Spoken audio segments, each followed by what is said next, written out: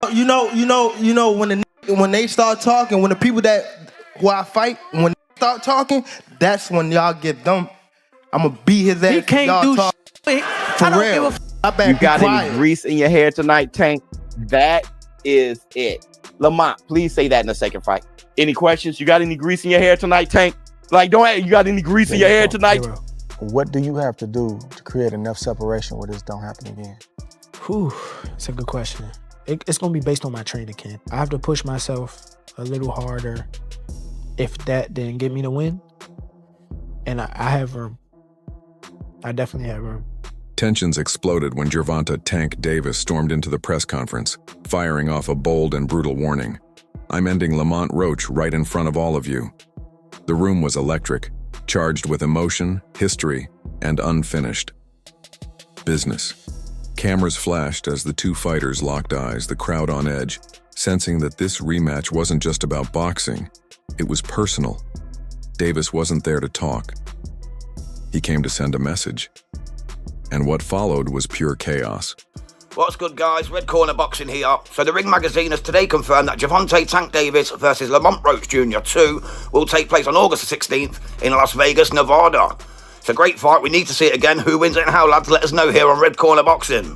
Promoter Gary Jonas shed some light on the negotiations for the rematch. While he didn't give too many details, Jonas did say that the second bout between Davis and Roach Jr. is all but finalized. Let's hear what he got to say right now. Important question on everyone's mind. How close is the rematch? How big will it be? How close is it to getting done? Very close. It's in my mind, it's a done deal, but there are formalities, but it's a done deal. And it's a war of words that reignited one of boxing's most heated rivalries. This isn't just a fight. It's revenge, pride, and ego all rolled into one. Originally set for June 21st, 2025, at T-Mobile Arena in Las Vegas, the rematch got pushed back to August 16th, and not without controversy. Tank Davis reportedly asked for more time to prepare, claiming he wasn't ready to give it his all. But behind the scenes, there were whispers of money problems at Premier Boxing Champions, the promoter of the event. I hope he don't fight Lamont, actually. Like, I hope he don't get in the ring with him again. Because at the end of the day, if he lose, it's just going to look bad on the fight with me. So it's going to look like somebody else already did it. I don't know. You want Tank to knock you out, yo. I heard him say, like, yo, I want to fight Tank, and that's nice, but why do you want Tank to knock you out so bad? Like, look, that sound good. That sound real good, but she's too little. Too little. I promise you he's too little. Lamont is signed and ready to go for the rematch, correct? Yeah, we signed, sealed, and delivered. Y'all, Tank plays so many head games, it's not even fun. Let me tell you something, bro. Lamont Roach has never been this big of a fighter before. Everyone knows Lamont Roach now. So he could be reaping the benefits of just enjoying his status of having that draw with Tank, while Tank is the one with the eye of the tiger. Tank is probably in the gym training his ass off and then sign the contract like, all right, we got to fight when? June. Oh, shit. Let's hurry up and dash your ass. Sugar Ray Leonard did that to Roberto Duran. Duran was told that he had a fight in a couple weeks, and he was like, dude, I'm 190 pounds in Panama, which is why Roberto Duran was out of shape in the No Mas fight and was like, no mas. So Tank could be over there working, sign the contract in 3 weeks, and all of a sudden Lamont Roach. Some say the delay had as much to do with the business side as it did with Davis's camp. Their first bout on March 1st, 2025 at Barclays Center ended in a majority draw. One judge had it 115-113 for Davis, while the other two scored it even. But the real controversy came in round 9, when Davis took a knee after a jab from Roach. The referee didn't rule it a knockdown, a decision that split fans, analysts, and fighters alike. Some called it a smart veteran move. Others say Davis was buying time to recover. Hey, Tank Davis is fighting a minus 1,600 as your main event odds is crazy to me, dude. That's crazy. That underdog lived up to the hype. He ended up, overperforming. Lamont Roach, credit to him, all this other stuff. And it took some politics to keep Davis as champion. You ever see guys getting the referee their own fight? Dude, anybody else takes that knee, you're getting counted, bro. The referee, actually, his instinct, if you watch that, the referee's instinct was to count. If you notice, Steve Willis started counting, and then he looked at the timekeeper outside the ring, wasn't counting, and he stopped counting. So you get to call your own timeout. You know, earlier in the fight, if you saw that shoulder barge that Tank did to Roach in the clinch, he didn't get a warning, but Roach's reaction got the warning. This is the politics we're dealing with. You keep doing this, you're looking at short-term. Davis later blamed hair product grease that burned his eyes during the fight. He said it wasn't a tactic, it was a reaction. But critics weren't buying it. Some claimed he deliberately went down to kill Roach's momentum. Roach's team wasn't having it. They filed an official appeal with the New York State Athletic Commission, demanding the 9th round knee be ruled a knockdown. He take a knee. You need to lose like 10-8 that round at least, no?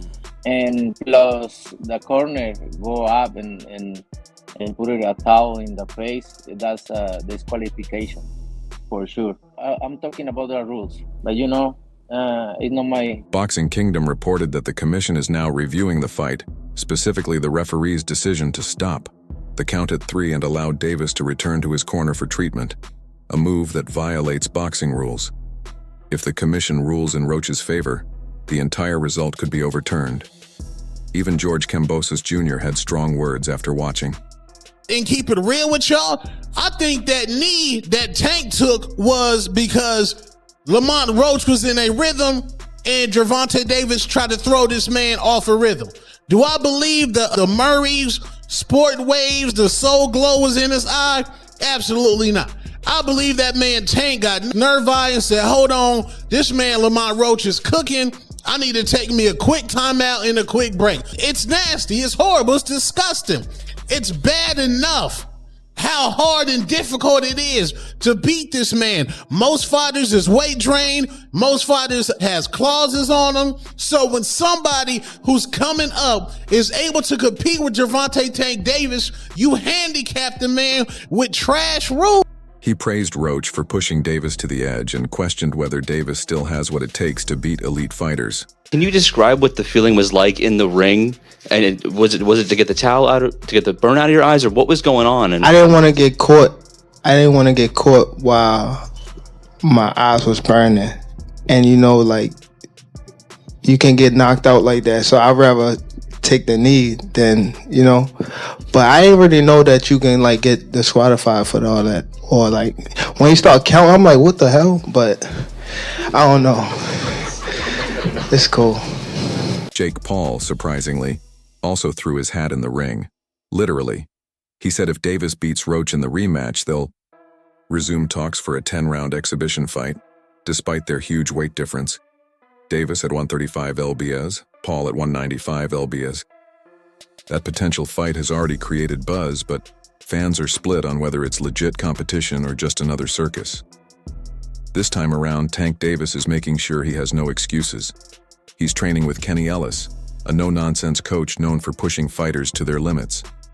With Ellis tightening up Davis's technique and stamina, fans may see a more focused, more dangerous version of Tank. He's also reuniting with Coach Calvin Ford, the man who's been with him since day one. Their connection goes way deeper than boxing. It's loyalty, brotherhood, and mutual respect. Every major win Tank's had, Calvin Ford was in his corner. Boxing legend Jim Lampley previously backed Davis, citing his southpaw style, quick footwork, and knockout power. Why are you taking? You know that. You should know that. So that's the thing where I'm like confused because that's supposed to be a knockdown. That's a 10-8 round. If that's a 10-8 round, I win the fight. So, you know what I'm saying? Like that draw turned into a 114 my way. Gone in, okay, it's round 10, right? You see that you down on the score. Even compared Tank's punching to a young Mike Tyson.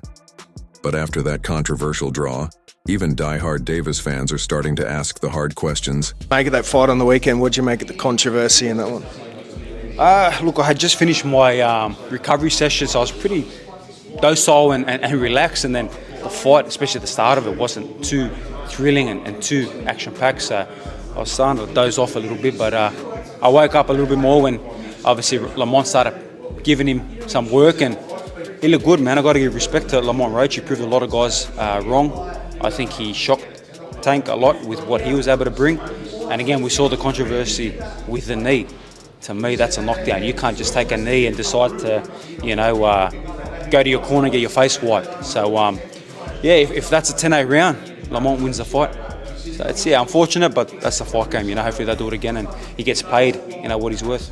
You ever seen anything like that in boxing before? A guy sort of just voluntarily Floyd taking. What Kenny Ellis said was, look, man, we're not falling for the banana in the tailpipe. We know what Lamont Roach brings to the table, and he says that Lamont Roach is, we're not believing that he's out there drinking or blowing up a bunch of weight and all of that. He says what most people say.